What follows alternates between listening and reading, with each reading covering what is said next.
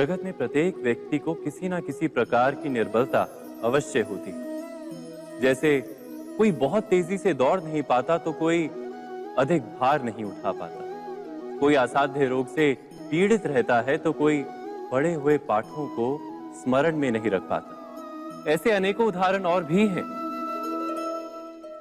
क्या आप किसी ऐसे व्यक्ति को जानते हैं जिसे सब कुछ प्राप्त हो और हम जीवन की उस एक निर्बलता को जीवन का केंद्र मानकर जीते हैं? इस कारणवश हृदय में दुख और असंतोष रहता है सदा। निर्बलता मनुष्य को जन्म से अथवा संजोग से प्राप्त होती है, किंतु उस निर्बलता को मनुष्य का मन अपनी मर्यादा बना लेता है। किंतु कुछ व्यक्ति ऐसे भी होते हैं जो अपने पुरुषार्थ और श्रम से उस निर्बलता को पराजित कर देते हैं। क्या भेद है उनमें और अन्य लोगों में? क्या आपने कभी विचार किया है? सरल सा उत्तर है इसका। जो व्यक्ति निर्बलता से पराजित नहीं होता, जो पुरुषार्थ करने का साहस रखता है हृदय में, वो निर्बलता को पार कर जाता है। अर्थात निर्बलता अवश्य ईश्वर देता है, किंतु मर्यादा मनुष्य का मन ही निर्मित करता है। स्वयं विचार कीजिए।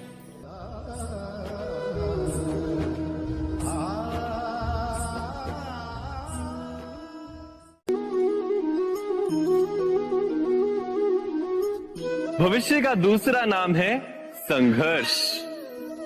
हृदय में आज इच्छा होती है और यदि पूर्ण नहीं हो पाती तो हृदय भविष्य की योजना बनाता है। भविष्य में इच्छा पूर्ण होगी ऐसी कल्पना करता रहता है, किंतु जीवन ना तो भविष्य में है ना अतीत में। जीवन तो इस क्षण का नाम है, अर्थात इस क्षण का अनुभव ही जीवन का अनुभव। पर हम ये जानते हुए भी इतना सा सत्य समझ नहीं पाते। या तो हम बीते हुए समय के स्मरणों को घेर कर बैठे रहते, या फिर आने वाले समय के लिए हम योजनाएं बनाते रहते हैं और जीवन जीवन बीत जाता है। एक सत्य यदि हम हृदय में उतार लें कि ना हम भविष्य देख सकते हैं, ना ही भविष्य निर्मित कर सकते हैं, हम तो केवल धैर्य और साहस के साथ भविष्य को आलिंगन दे सकते हैं, स्वागत कर सकते हैं भविष्य का। तो क्या जीवन का हर पल जीवन से नहीं भर जाएगा? स्वयं विचार कीजिए।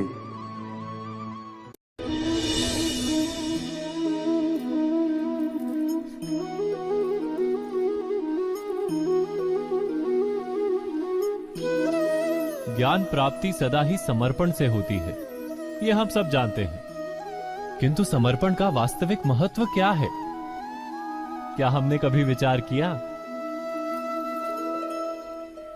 मनुष्य का मन सदा ही ज्ञान प्राप्ति में विभिन्न बाधाओं को उत्पन्न करता है। कभी किसी अन्य विद्यार्थी से ईर्ष्या हो जाती है, कभी पढ़ाए हुए पाठों पर संदेह जन्मता है और कभी गुरु द्वारा दिया गया दंड मन को अहंकार से भर देता है। नहीं, क्या ऐसा नहीं होता? न जाने कैसे कैसे विचार मन को भटकाते हैं और मन की इसी अयोग्य स्थिति के कारण हम ज्ञान प्राप्त नहीं कर पाते। मन की योग्य स्थिति केवल समर्पण से निर्मित होती है। समर्पण मनुष्य के अहंकार का नाश करता है। ईर्ष्या, महत्वाकांक्षा आदि भावनाओं को दूर कर हृदय को शांत करता है और मन को एकाग्र करता है। वास्तव में ईश्वर की सृष्टि में ना ज्ञान की मर्यादा है, ना ज्ञानियों की। गुरु दत्तात्रेय ने तो गाय और श्वान से भी ज्ञान प्राप्त कर लिया था। अर्थात विषय ब्रह्म ज्ञान का हो या जीवन के ज्ञान का या गुरुकुल में प्राप्त होने वाले ज्ञान का, उसकी प्राप्ति के लिए गुरु से अधिक महत्व है उस गुरु के प्रति हमारा समर्पण। क्या यह सत्य नहीं?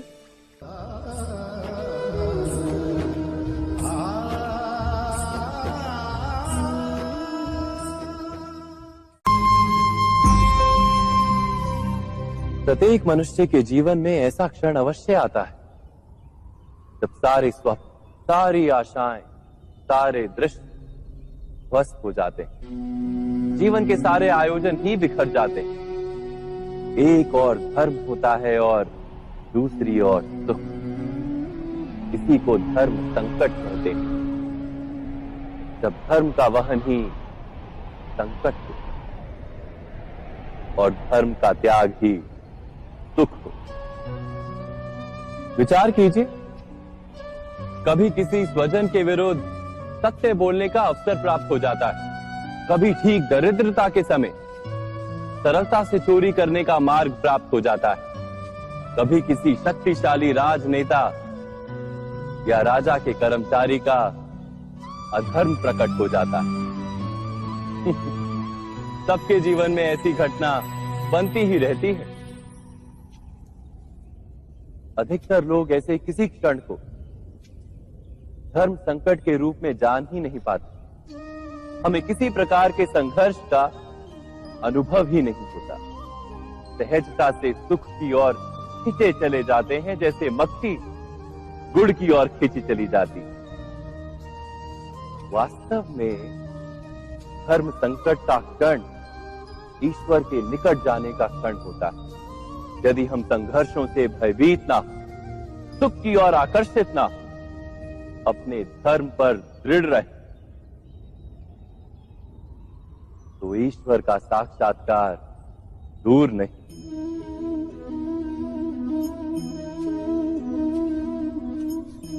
पवन से युद्ध करने वाला पत्ता यदि पेड़ से गिरता है तो भी आकाश की ओर उठता है। पवन से झुकने वाली घास वहीं भूमि पर रह जाती है। अर्थात धर्म संकट से यदि हम संकट को ही टाल दें तो सुख तो मिलता है, जीवन बढ़ता है, किंतु क्या चरित्र नहीं टूटता? क्या आत्मा दरिद्र नहीं हो जाती? क्या ईश्वर से अंतर नहीं हो जाता? स्वयं विचार कीजिए। दो व्यक्ति जब निकट आते हैं तो एक दूसरे के लिए सीमाएं और मर्यादाएं निर्मित करने का प्रयत्न अवश्य करते हैं। हम यदि सारे संबंधों पर विचार करें तो देखेंगे कि इन सारे संबंधों का आधार यही सीमाएं हैं जो हम दूसरों के लिए निर्मित करते हैं। और यदि अनजाने में भी कोई अन्य व्यक्ति इन सीमाओं को तोड़ता है तो उसी क्षण हमारा हृदय क्रोध से भर जाता है। इन सीमाओं का वास्तविक रूप क्या है? क्या हमने कभी विचार किया? सीमाओं के द्वारा हम दूसरे व्यक्ति को निर्णय करने की अनुमति नहीं देते।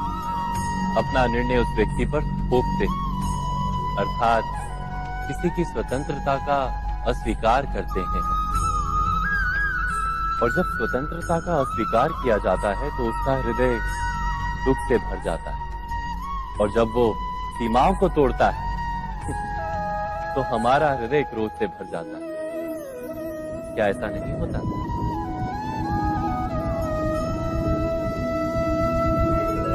पर यदि एक दूसरे की स्वतंत्रता का सम्मान किया जाए तो किसी मर्यादाओं या सीमाओं की आवश्यकता ही नहीं होती। अर्थात जिस प्रकार स्वीकार किसी संबंध का देह है, क्या वैसे ही स्वतंत्रता किसी संबंध की आत्मा नहीं? स्वयं विचार कीजिए। सबके जीवन में ऐसा प्रसंग अवश्य आता है कि सत्य कहने का निश्चय होता है हृदय में, किंतु मुख से सत्य निकल नहीं पाता। कोई भय मन को घेर लेता है। किसी घटना अथवा प्रसंग के बारे में बात करना या फिर स्वयं से कोई भूल हो जाए उसके बारे में कुछ बोलना, क्या ये सत्य है? नहीं, ये तो केवल तथ्य है। अर्थात जैसा हुआ था वैसा केवल बोल देना सामान्य सी बात है। किंतु कभी कभी उस तथ्य को बोलते हुए भी भय लगता है। कदाचित किसी दूसरे की भावनाओं का विचार आता है मन। दूसरे को दुख होगा ये भय भी शब्दों को रोकता है। तो ये सत्य क्या है? क्या हमने कभी विचार किया है? जब भय रहते हुए भी कोई तथ्य बोलता है तो वो सत्य कहलाता है। वास्तव में सत्य कुछ और नहीं, केवल निर्भयता का दूसरा नाम है। और निर्भय होने का कोई समय नहीं होता, क्योंकि निर्भयता आत्मा का स्वभाव है। अर्थात क्या प्रत्येक क्षण सत्य बोलने का क्षण नहीं होता?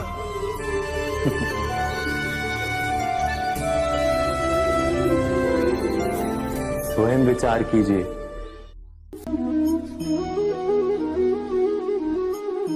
श्रेष्ठता का क्या अर्थ है? श्रेष्ठता का अर्थ है दूसरों से अधिक ज्ञान प्राप्त करना। अर्थात मूल्य इस बात का नहीं कि स्वयं कितना ज्ञान प्राप्त किया, मूल्य इस बात का है कि प्राप्त किया हुआ ज्ञान अन्य लोगों से कितना अधिक है। अर्थात श्रेष्ठता की इच्छा ज्ञान प्राप्ति को भी एक स्पर्धा बना देती है। और स्पर्धा में विजय अंतिम कब होती है?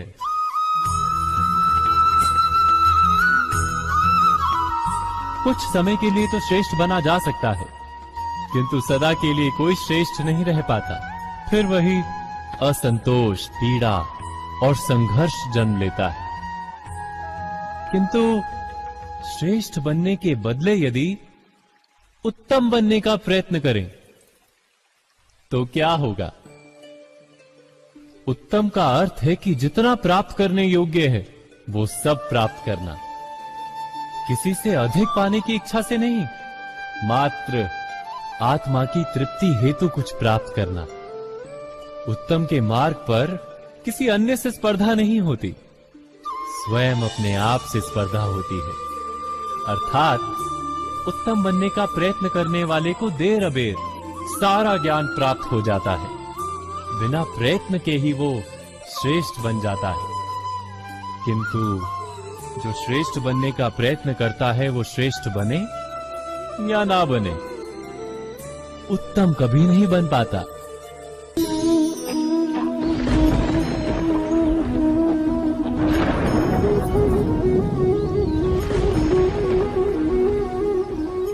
सपनों और पूर्वाभासों के आधार पर हम भविष्य के सुख दुख की कल्पना करते हैं। भविष्य के दुख का कारण दूर करने के लिए हम आज योजना बनाते हैं। किंतु कल के संकट को आज निर्मूल करने से हमें लाभ मिलता है या हानि पहुंचती है? ये प्रश्न हम कभी नहीं करते।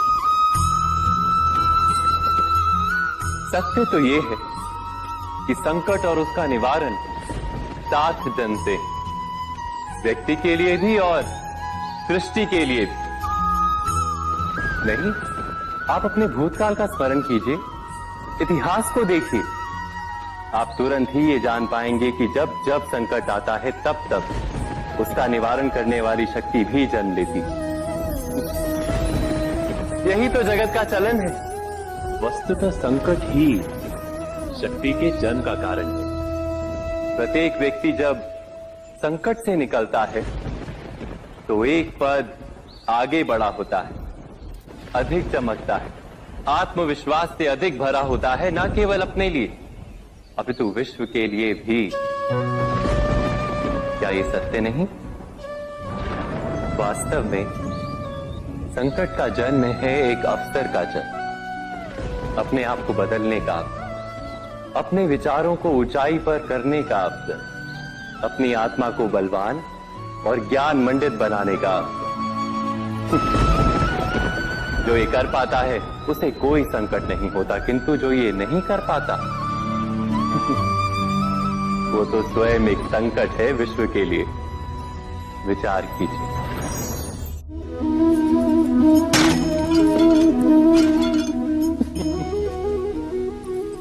कभी कभी कोई घटना मनुष्य के जीवन की सारी योजनाओं को तोड़ देती और मनुष्य उस आघात को अपने जीवन का केंद्र मान लेता।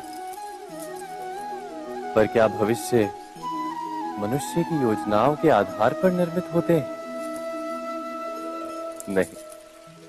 जिस प्रकार किसी ऊंचे पर्वत पर सर्वप्रथम चढ़ने वाला उस पर्वत की तलाई में बैठकर जो योजना बनाता है, क्या वही योजना उसे उस पर्वत की चोटी तक पहुंचाती है? नहीं। वास्तव में वो जैसे जैसे ऊपर चढ़ता है, वैसे वैसे उसे नई नई चुनौतियां, नई नई विडंबनाएं, नए नए अवरोध मिलते हैं। प्रत्येक पद पर वो अपने अगले पद का निर्णय करता है।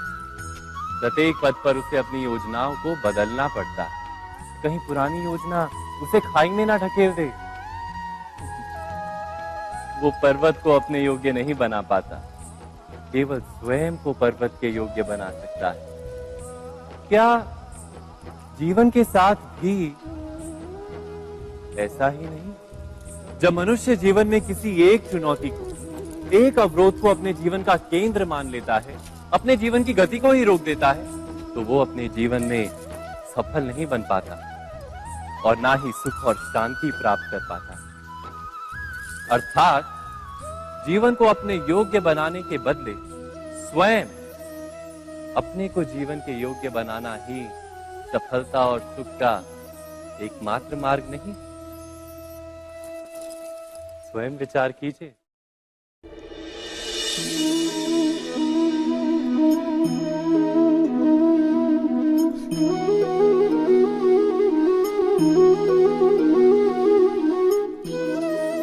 जीवन का हर क्षण निर्णय का क्षण होता है। प्रत्येक पद पर दूसरे पद के विषय में कोई निर्णय करना ही पड़ता है और निर्णय अपना प्रभाव छोड़ जाता है। आज किए गए निर्णय भविष्य में सुख अथवा दुख निर्मित करते हैं, ना केवल अपने लिए, अपने परिवार के लिए भी, आने वाली पीढ़ियों के लिए भी।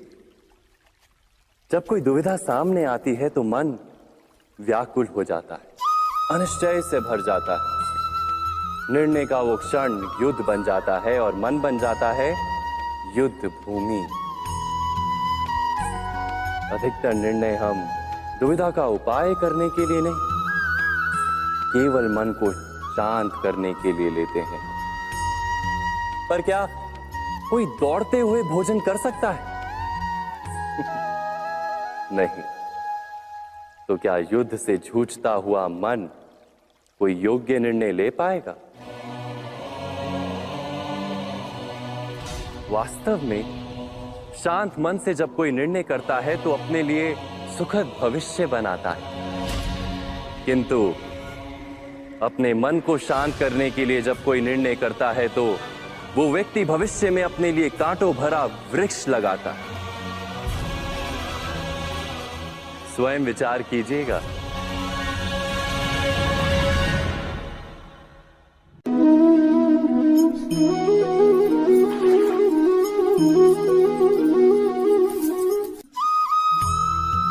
जीवन में आने वाले संघर्षों के लिए जब मनुष्य स्वयं को योग्य नहीं मानता, जब उसे अपने ही बल पर विश्वास नहीं रहता, तब वो सद्गुणों को त्याग कर दुर्गुणों को अपनाता है। वस्तुतः मनुष्य के जीवन में दुर्जनता जन्म ही तब लेती है जब उसके अंतर में आत्मविश्वास नहीं होता। आत्मविश्वास ही अच्छाई को धारण करता है। ये आत्मविश्वास है क्या?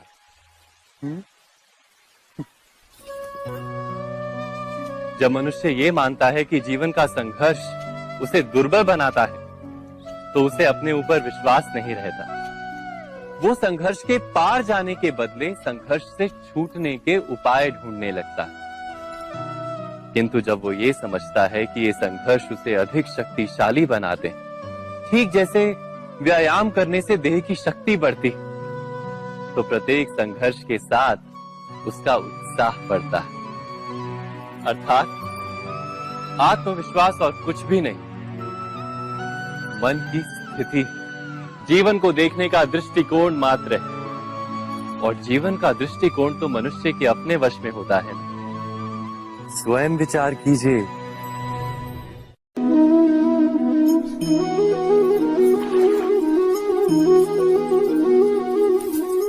पिता सदा ही अपने संतान के सुख की कामना करते हैं, उनके भविष्य की चिंता करते रहते हैं।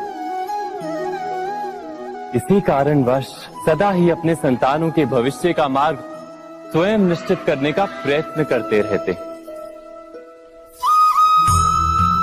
जिस मार्ग पर पिता स्वयं चला है, जिस मार्ग के कंकर पत्थर को स्वयं देखा है, मार्ग की छाया, मार्ग की धूप को स्वयं जाना है, उसी मार्ग पर उसका पुत्र भी चले, यही इच्छा रहती है हर पिता की। निस्संदेह उत्तम भावना है ये, किंतु 3 प्रश्नों के ऊपर विचार करना हम भूल ही जाते हैं। कौन से प्रश्न? प्रथम प्रश्न, क्या समय के साथ प्रत्येक मार्ग बदल नहीं जाते? क्या समय सदा ही नई चुनौतियों को लेकर नहीं आता? तो फिर बीते हुए समय के अनुभव नई पीढ़ी को किस प्रकार लाभ दे सकते हैं? दूसरा प्रश्न, क्या प्रत्येक संतान अपने माता पिता की छवि होता है? हाँ, संतानों को संस्कार तो अवश्य माता पिता देते हैं, किंतु भीतर की क्षमता तो ईश्वर देते हैं। तो जिस मार्ग पर पिता को सफलता मिली है, विश्वास है कि उसी मार्ग पर उसकी संतानों को भी सफलता और सुख प्राप्त होगा। तीसरा प्रश्न, क्या जीवन के संघर्ष और चुनौतियां लाभकारी नहीं होती? क्या प्रत्येक नया प्रश्न एक नए उत्तर का द्वार नहीं खोलता? तो फिर संतानों को नए नए प्रश्नों, संघर्षों और चुनौतियों से दूर रखना, ये उनके लिए लाभ करना कहलाएगा या हानि पहुंचाना? अर्थात जिस प्रकार संतान के भविष्य का निर्माण करने के बदले उसके चरित्र का निर्माण करना श्रेष्ठ है, वैसे ही संतानों के जीवन का मार्ग निश्चित करने के बदले उन्हें नए संघर्षों के साथ जूझने के लिए मनोबल व ज्ञान देना अधिक लाभदायक नहीं होगा? स्वयं विचार कीजिए। मनुष्य की सबसे बड़ी दुर्बलता क्या होती है? सोचिए। धन, प्रेम, अहंकार। मनुष्य की सबसे बड़ी दुर्बलता होती है उसके रहस्य। चाहे आप कितने भी शक्तिशाली क्यों ना हो, कितने भी प्रबल क्यों ना हो, परंतु उसके रहस्य उसके नाश की चाबी होती है। इसलिए यदि प्रबल रहना है, शक्तिशाली रहना है, समर्थ रहना है, तो अपने रहस्य को किसी को भी ना बताएं, ना मित्र को और ना ही शत्रु को, क्योंकि समय पड़ने पर कब कौन शत्रु हो जाए ऐसा कहना संभव नहीं। विभीषण को रावण के अमृत कुंड का ज्ञात था, इसीलिए प्रभु श्री राम रावण का वध करने में सफल हो सके। इसलिए उचित यही है कि आप अपने रहस्य को स्वयं तक ही सीमित रखें। मनुष्य जीवन की परीक्षा में सफल होने के लिए क्या नहीं करता? वो परिश्रम करता है, दौड़ भाग करता है, और ये सब करने के पश्चात भी जब उसका काम नहीं बनता तो वो नकल करता है ना? तनिक लौटिए अपने बचपन में, स्मरण कीजिए अपने बचपन की स्मृतियों का। क्या स्मरण हुआ? विद्यालय में जब आप परीक्षा देने जाते थे तो क्या होता था? आप ना सही, परंतु कोई ना कोई सफलता पाने के लिए नकल करता ही था और उत्तीर्ण भी हो जाता था, है ना? परंतु जीवन की परीक्षा ऐसी नहीं होती। नकल करने वाला सफल नहीं होता। कारण विद्यालय में सबके प्रश्न पत्र एक होते थे, परंतु जीवन के प्रश्न पत्र और उनकी कठिनाई सबके लिए भिन्न होती, तो निश्चित रूप से उनके उत्तर भी भिन्न होंगे ना। इसलिए यदि आपको जीवन में सफलता पानी है तो नकल ना कीजिए, स्वयं के प्रश्नों का उत्तर स्वयं ढूंढिए और सफलता आपकी ही होगी। मनुष्य का जीवन हार और जीत विजय और पराजय, सफलता और असफलता के मध्य झूलता रहता है। आपके साथ भी ऐसा होता होगा, है ना? जब आप सफल होते हैं, किसी चुनौती पर विजय पाते हैं, तो मन प्रसन्नता से आनंद के उपवन में झूमने लगता है। और जब आप असफल होते हैं, तब मन दुख और पीड़ा के सागर में डूबने लगता है। परंतु वास्तव में सफलता और असफलता है क्या? तनिक ध्यान से सोचिए। ये केवल हमारी मनोस्थिति मात्र है। हमारी पराजय तब नहीं होती जब हमारा शत्रु विजय प्राप्त कर ले। हमारी पराजय तब होती है जब हम पराजय स्वीकार कर लें। हम असफल तब नहीं होते जब हम लक्ष्य ना पा सके। हम असफल तब होते हैं जब हम प्रयास करना बंद कर दें। इसलिए प्रयास करते रहें और हार ना माने, क्योंकि जिस दिन आप हार स्वीकारना बंद कर देंगे, जीत आपके चरणों में होगी।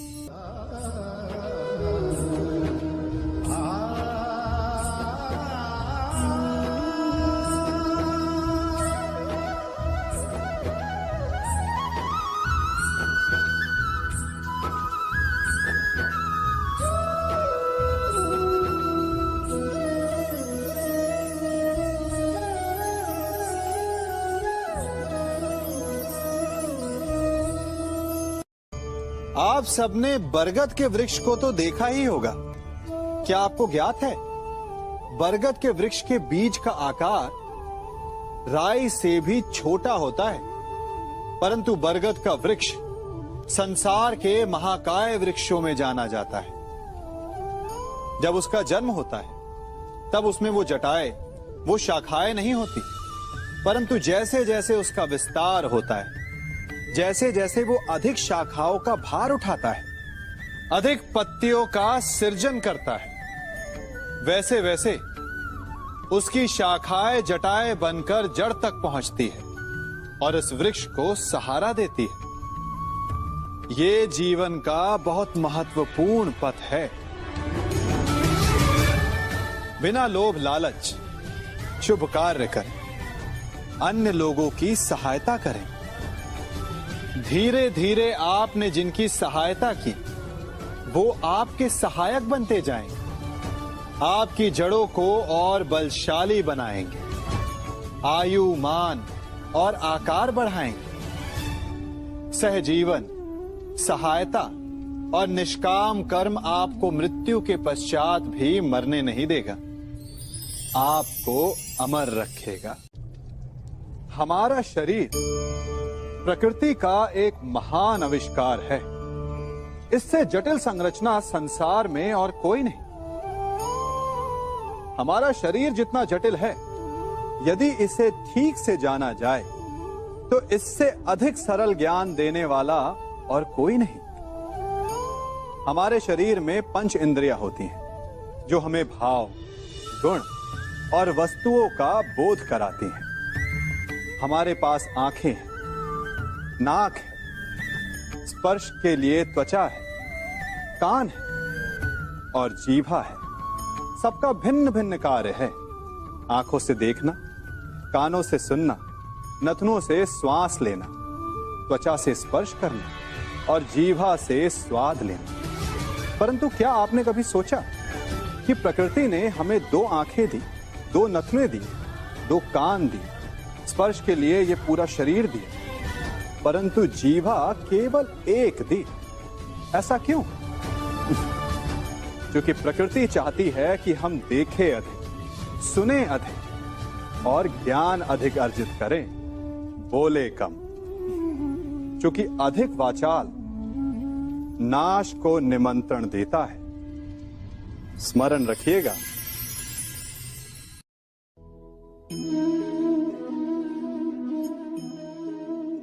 ये सदा यही कहते आए कि यदि आगे बढ़ना है तो अपनों का साथ दो। सत्य कहते हैं, अपनों का साथ देना ही चाहिए। परंतु साथ देने से पूर्व ये अवश्य पहचान लेना चाहिए कि अपने हैं कौन। क्या अपने वही होते हैं जिनके साथ हमारा रक्त संबंध होता है, या अपने मित्र? अपने वो होते हैं जो हमें सद्कार्य के लिए प्रेरित करें, हमें आगे बढ़ाएं, हमारा साथ दें।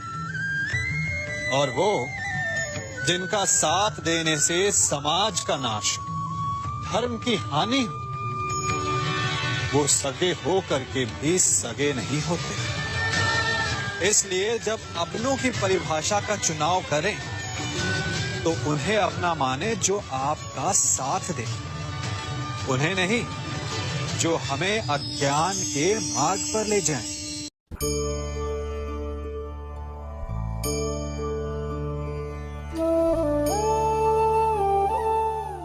आप जिनसे प्रेम करते हैं सदा उनके समीप रहना चाहते हैं, नहीं चाहते कि कभी अपनों से दूर होना पड़े, बिछड़ना पड़े। परंतु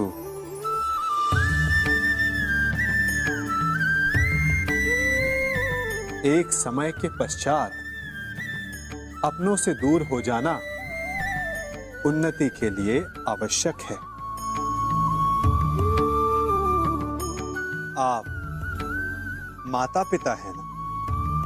यदि आप अपनी संतान के जीवन के हर पग पर उनका मार्गदर्शन करते रहेंगे तो आपकी संतान स्वयं मार्ग चुनना कैसे सीखेगी? मार्ग के कांटों से स्वयं को बचाना कैसे सीखेगी? इसीलिए एक समय के पश्चात अपनों से बनाई गई दूरी सदा लाभदायक रहती है। आज मैं आप सबको एक कथा सुनाता हूं। एक दिन प्रातः एक व्यापारी अपने घर से निकला। घर से निकलते ही एक बिल्ली ने उस व्यापारी का मार्ग काट दिया। व्यापारी घबरा गया, वो फिर से घर लौट गया और शुभ घड़ी की प्रतीक्षा करने लगा। और जब वो पुनः अपने घर से निकला तब वो वाहन जा चुका था जिससे राजा तक पहुंचकर उसे भेंट देनी थी। राजा को भेंट नहीं मिली। राजा क्रोधित हो गए। राजा ने उस व्यापारी का व्यापार बंद करवा दिया। इस कारण व्यापारी क्रोधित होकर घर पर अपनी पत्नी से लड़ बैठा। पत्नी अपने बच्चों समेत मैके वापस चली गई और उस व्यापारी के जीवन में यदि कुछ रह गया था तो केवल अंधकार। और इन सब का कारण वो उस बिल्ली को मानता रहा जिसने उसका मार्ग काटा था। ऐसा ही एक दूसरा व्यापारी राजा को भेंट देने निकला और उस व्यापारी का मार्ग भी एक बिल्ली ने काट दिया।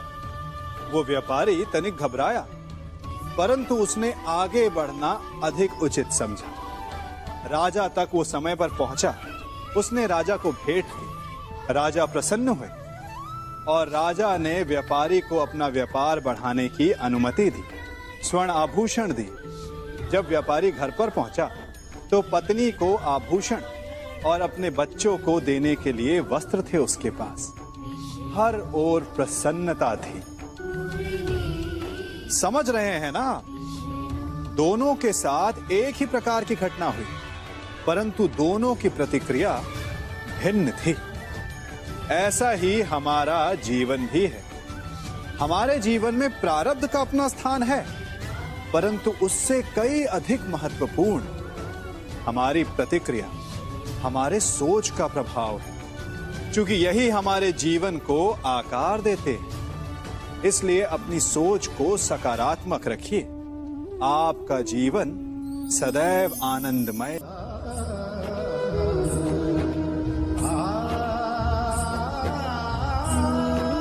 हम सभी अपने जीवन में कोई ना कोई कार्य करते हैं।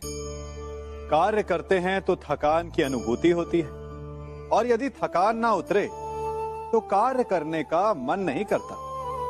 हम आशा करते हैं कि कदाचित एक दिन में 24 के स्थान पर 26 घंटे होते तो आराम करने के लिए हमें और अधिक समय मिल जाता। हमें ऐसा अनुभव होता है कि हम बहुत अधिक कार्य कर रहे हैं, है ना?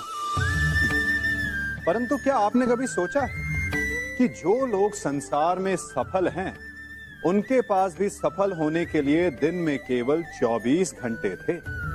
तो फिर वो सफल क्यों है? इसका एक छोटा सा रहस्य है। वो कार्य चुनते हैं जो उन्हें प्रिय है, जिसे करने में उन्हें आनंद आता है। उन्हें लगता ही नहीं कि वो कार्य कर रहे हैं, उन्हें लगता है कि वो प्रतिपल आनंद मना रहे हैं। और जब आप आनंद मनाते हैं तो थकान कैसी? इसलिए यदि आप जीवन में कोई भी कार्य करें तो वो आपके मन को भाना चाहिए, या जो कार्य आप कर रहे हैं उसे अपने मन को भा देने दो। सफलता आपको मिलेगी। कभी सोचा है हमारा जीवन भी उस रेत की घड़ी की भांति है? जो रेत नीचे गिर चुकी है वो हमारा अतीत है, जो अब भी ऊपर है वो हमारा आने वाला भविष्य है, और वर्तमान ये संकुचित स्थल है जहां से धीरे धीरे करके रेत गिर रही है। अर्थात हमारे पास जीने के लिए यही एक क्षण है। उसका उपयोग कैसे करना है ये हम पर निर्भर करता है। जो बीत गया उसका दुख मनाना है, या जो भविष्य में होने वाला है उसकी प्रतीक्षा में क्रोध करना है। सब कुछ करने के लिए यही एक क्षण है। प्रसन्न रहना है तो उसके लिए भी यही एक पल है। प्रतीक्षा करते रहोगे तो ये पल भी भूतकाल में बदल जाएगा। इसलिए आनंद के लिए, परोपकार के लिए प्रतीक्षा ना कीजिए। आपके पास जो पल है उनका भरपूर सदुपयोग कीजिए, क्योंकि इस घड़ी को पलटकर आप फिर से समय अवश्य गिन सकते हैं, परंतु अपना बीता हुआ समय आप वापस नहीं लौटा पाएंगे।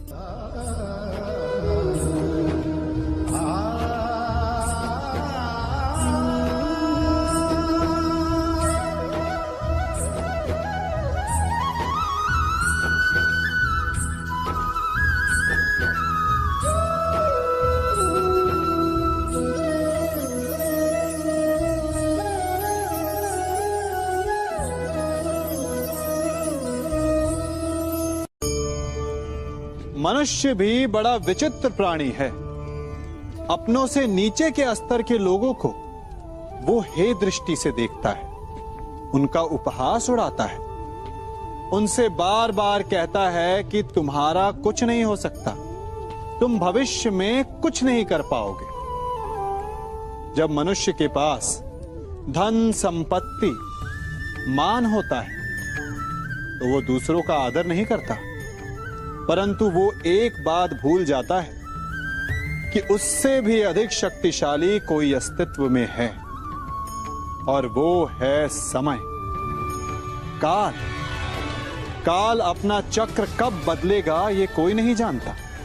समय अपनी करवट कब लेगा ये कोई नहीं जानता। कोयला भी समय के साथ साथ हीरे में परिवर्तित हो जाता है। इसलिए जीवन में कभी भी किसी का भी उपहास नहीं उड़ाना चाहिए।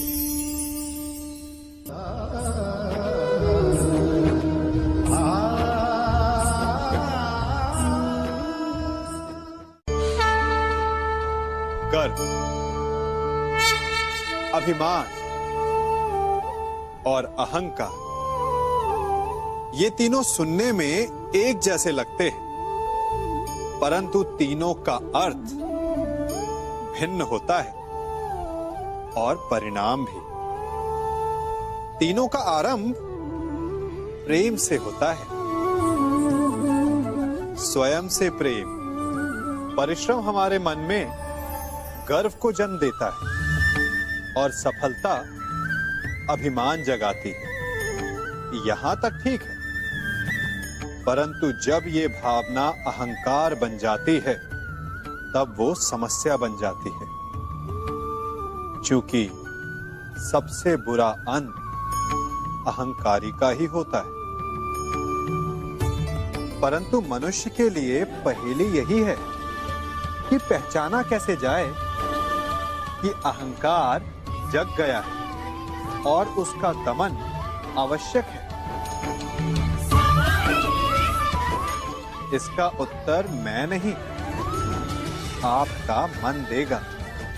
जब तक आप स्वयं से प्रसन्न हैं, जब तक आप सबसे ऊंचा उठने का प्रयास कर रहे हैं, तब तक ठीक है। परंतु जब आपके मन में दूसरों को नीचा समझने का भाव आ जाए तो सावधान हो जाइए, क्योंकि यही अहंकार है जो वास्तव में आपको हीन कर रहा है।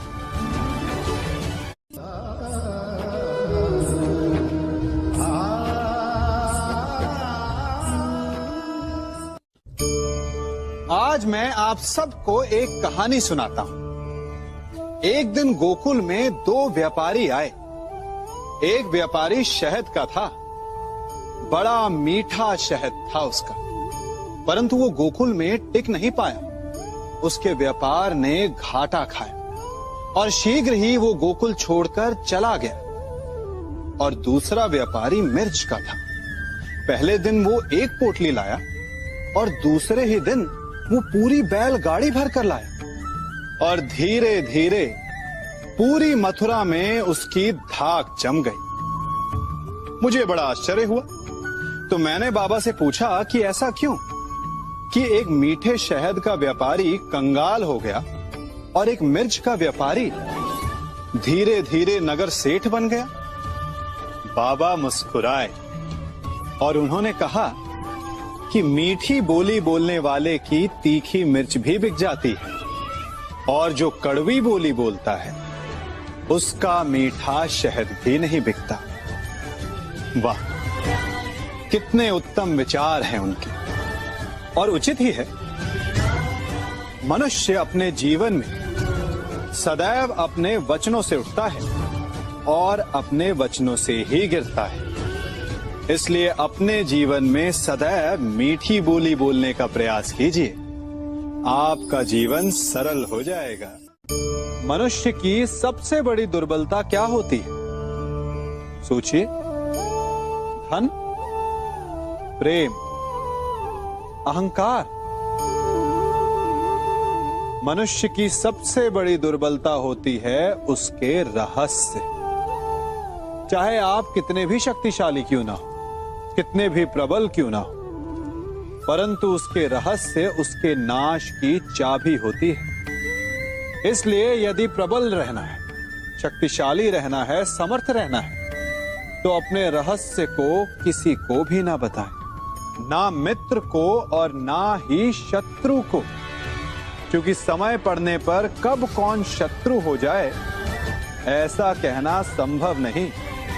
विभीषण को रावण के अमृत कुंड का ज्ञात था, इसीलिए प्रभु श्री राम रावण का वध करने में सफल हो सके। इसलिए उचित यही है कि आप अपने रहस्य को स्वयं तक ही सीमित रखें।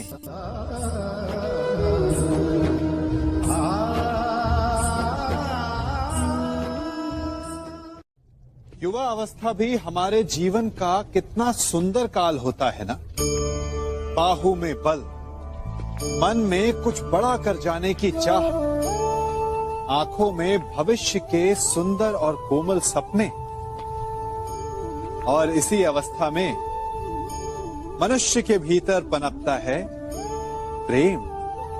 किसी को देखकर उस पर मन मोहित हो जाता है और फिर मनुष्य अपना सब कुछ उस पर न्यौछावर कर देना चाहता है। फिर प्रेम की परिणति होती है विवाह में। क्यों? सबको अपने खट्टे मीठे संस्मरण स्मरण हुआ है ना। परंतु यहीं से अधिकतर माता पिता और संतान के मध्य विचारों का विरोध प्रारंभ हो जाता है। संतान को लगता है कि उसका चुना जीवन साथी ही उसके लिए उपयुक्त है, और माता पिता को लगता है कि संतान अनजाने में भूल कर रही है। संतान का तर्क होता है कि उसे विवाह किससे करना है, ये उसका अधिकार है, और माता पिता का तर्क ये होता है कि अब भी जीवन साथी चुनने की समझ संतान में है ही नहीं। तो इस अवरोध को काटा कैसे जाए, उचित निर्णय कैसे लिया जाए? इसका एक ही मार्ग है, अपने उत्तरदायित्व का भान और अपनों से बड़ों के मापदंडों का भान। विवाह करने से पूर्व ये जान लेना आवश्यक है कि विवाह केवल अपने प्रेम को पाने का मार्ग नहीं है, अपितु विवाह से जीवन का एक नया द्वार भी खुलता है, और हर नए जीवन के साथ नए उत्तरदायित्व भी होते हैं। और यदि इन उत्तरदायित्वों को समझकर निर्णय लिया जाए तो विश्वास कीजिए, आपका दाम्पत्य जीवन आनंद से भरा रहेगा, और आपको कभी ये पछतावा नहीं होगा कि आपने कोई अनुचित निर्णय लिया।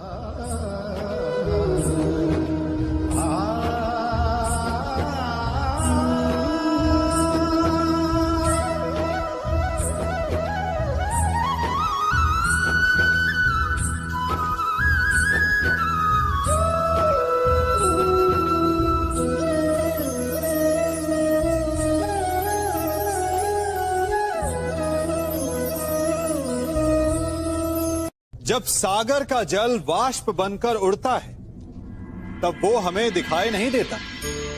मेघ उस जल को अपने भीतर छिपा लेते हैं, लंबी यात्रा करते हैं, प्रयास करते हैं कि वो जल सदा उनके भीतर छिपा रहे, परंतु जब वायु का वेग उन्हें उड़ाकर किसी पर्वत से ले जाकर के टकरा देता है तब उन मेघों को बरसना ही पड़ता है, क्योंकि यही नियति है, यही प्रकृति है। क्योंकि जल को सागर में जाकर मिलना ही है। ठीक ऐसा ही हमारे साथ भी होता है। हम सत्य को अपने मन के मेघों में चाहे जितना छिपाने का प्रयास कर लें, परंतु समय की आंधी उसे वास्तविकता के पर्वत से ले जाकर के टकराकर हमारे समक्ष ले ही आती है। जिस भय के कारण आप सत्य को सामने नहीं लेकर आना चाहते, एक दिन वही भय हमारे समक्ष आकर खड़ा हो जाता है और फिर हम लाचार हो जाते हैं, क्योंकि हमने उस भय का सामना करने की तैयारी नहीं की होती। इसलिए सत्य से भागे नहीं, उसे छिपाए भी नहीं, उसे स्वीकार करें। भविष्य की बड़ी विपत्ति से बच जाएंगे।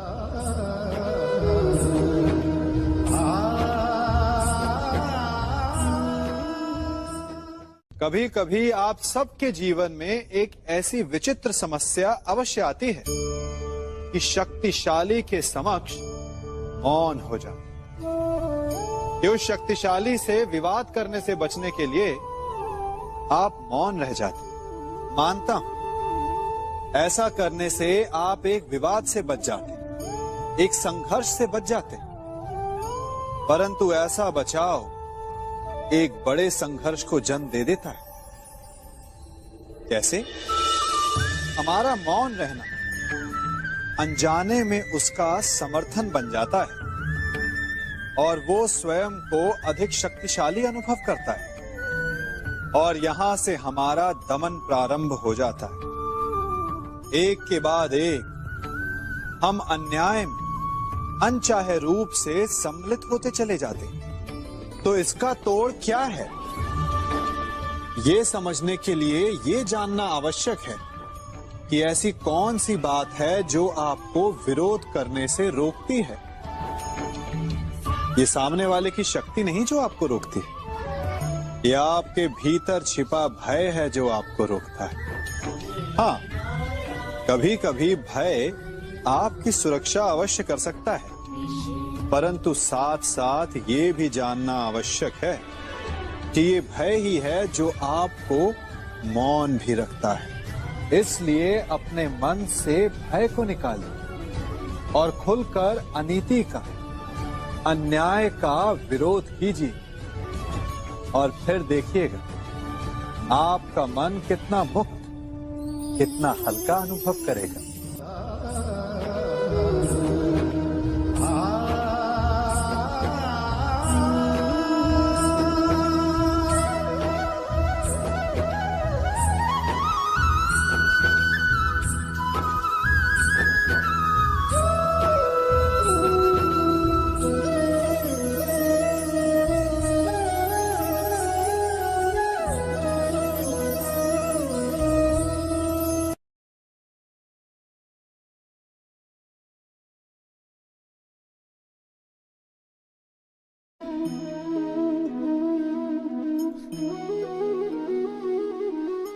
जगत में प्रत्येक व्यक्ति को किसी ना किसी प्रकार की निर्बलता अवश्य होती है। जैसे कोई बहुत तेजी से दौड़ नहीं पाता तो कोई अधिक भार नहीं उठा पाता, कोई असाध्य रोग से पीड़ित रहता है तो कोई पढ़े हुए पाठों को स्मरण में नहीं रख पाता। ऐसे अनेकों उदाहरण और भी हैं।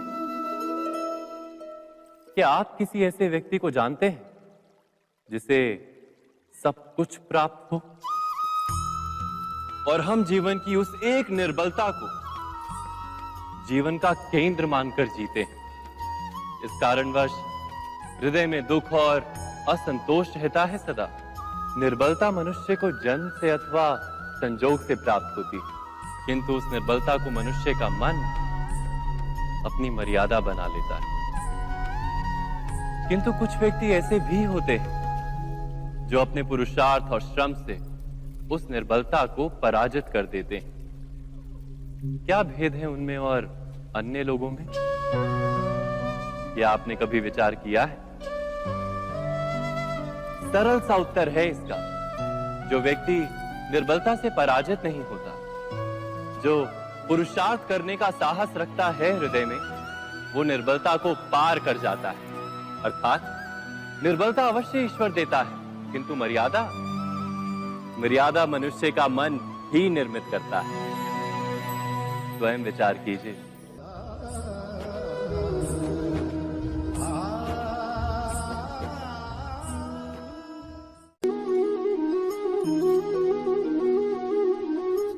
भविष्य का दूसरा नाम है संघर्ष। हृदय में आज इच्छा होती है और यदि पूर्ण नहीं हो पाती तो हृदय भविष्य की योजना बनाता है। भविष्य में इच्छा पूर्ण होगी ऐसी कल्पना करता रहता है, किंतु जीवन ना तो भविष्य में है ना अतीत में। जीवन तो इस क्षण का नाम, अर्थात इस क्षण का अनुभव ही जीवन का अनुभव। पर हम ये जानते हुए भी इतना सा सत्य समझ नहीं पाते।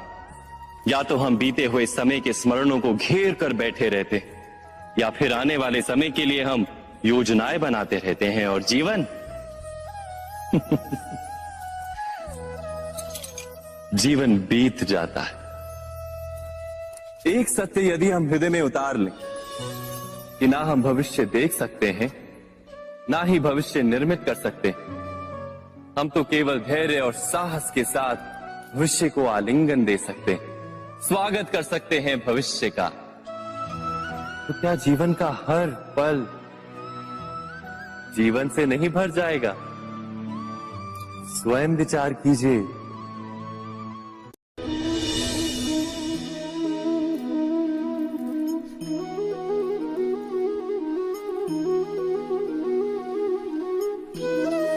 ज्ञान प्राप्ति सदा ही समर्पण से होती है, यह हम सब जानते हैं। किंतु समर्पण का वास्तविक महत्व क्या है? क्या हमने कभी विचार किया? मनुष्य का मन सदा ही ज्ञान प्राप्ति में विभिन्न बाधाओं को उत्पन्न करता है।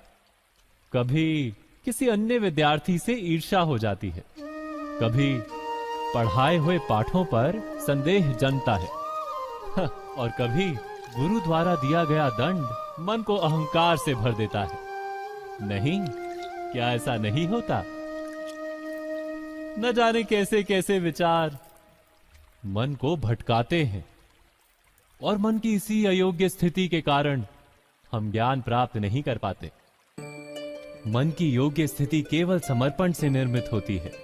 समर्पण मनुष्य के अहंकार का नाश करता है, ईर्ष्या, महत्वाकांक्षा आदि भावनाओं को दूर कर हृदय को शांत करता है और मन को एकाग्र करता है। वास्तव में ईश्वर की सृष्टि में ना ज्ञान की मर्यादा है ना ज्ञानियों की। गुरु दत्तात्रेय ने तो गाय और श्वान से भी ज्ञान प्राप्त कर लिया था। अर्थात विषय ब्रह्म ज्ञान का हो या जीवन के ज्ञान का या गुरुकुल में प्राप्त होने वाले ज्ञान का, उसकी प्राप्ति के लिए गुरु से अधिक महत्व है उस गुरु के प्रति हमारा समर्पण। क्या ये सत्य नहीं?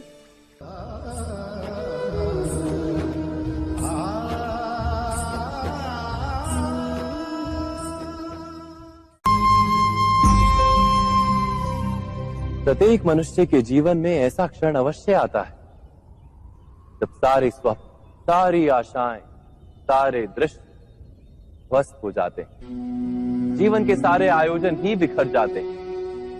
एक और धर्म होता है और दूसरी ओर सुख। इसी को धर्म संकट कहते हैं। जब धर्म का वहन ही संकट हो और धर्म का त्याग ही सुख हो। विचार कीजिए, कभी किसी स्वजन के विरुद्ध सत्य बोलने का अवसर प्राप्त हो जाता है, कभी ठीक दरिद्रता के समय सरलता से चोरी करने का मार्ग प्राप्त हो जाता है, कभी किसी शक्तिशाली राजनेता या राजा के कर्मचारी का अधर्म प्रकट हो जाता है। सबके जीवन में ऐसी घटना बनती ही रहती है। अधिकतर लोग ऐसे किसी क्षण को धर्म संकट के रूप में जान ही नहीं पाते। हमें किसी प्रकार के संघर्ष का अनुभव ही नहीं होता। सहजता से सुख की ओर खींचे चले जाते हैं, जैसे मक्खी गुड़ की ओर खींची चली जाती। वास्तव में धर्म संकट का क्षण ईश्वर के निकट जाने का क्षण होता है। यदि हम संघर्षों से भयभीत ना हो, सुख की ओर आकर्षित ना हो, अपने धर्म पर दृढ़ रहे, तो ईश्वर का साक्षात्कार दूर नहीं।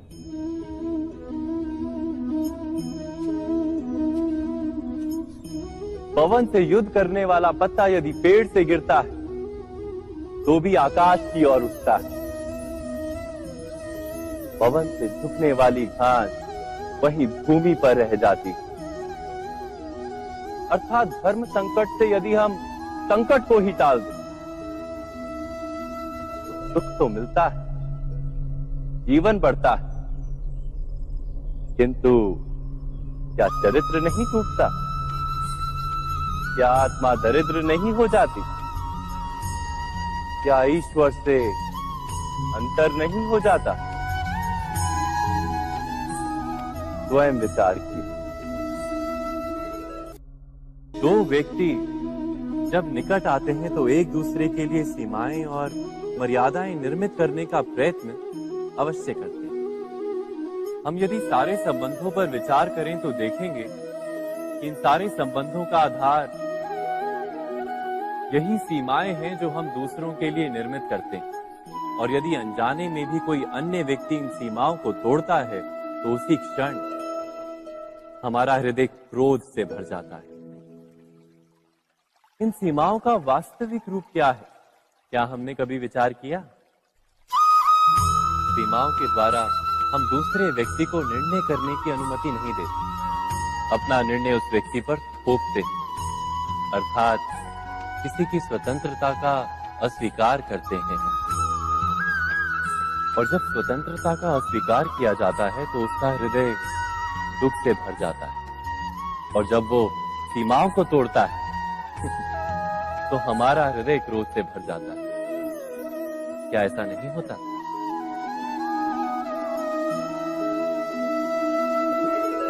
पर यदि एक दूसरे की स्वतंत्रता का सम्मान किया जाए तो किसी मर्यादाओं या सीमाओं की आवश्यकता ही नहीं होती। अर्थात जिस प्रकार स्वीकार किसी संबंध का देह है, क्या वैसे ही स्वतंत्रता किसी संबंध की आत्मा नहीं? स्वयं विचार कीजिए।